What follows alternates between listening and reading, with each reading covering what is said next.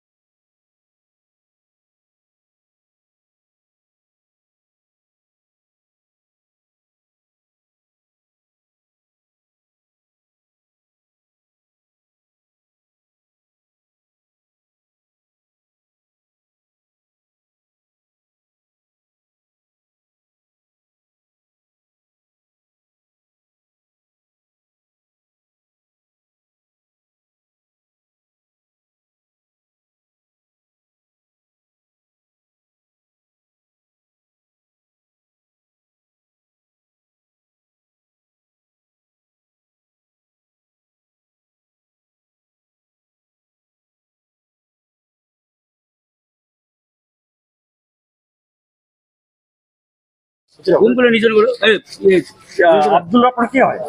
আমার আত্মীয় স্বজনের শালা হবে। কেন মানে কেউ ওটা তো আমি ওদিকে জানি না।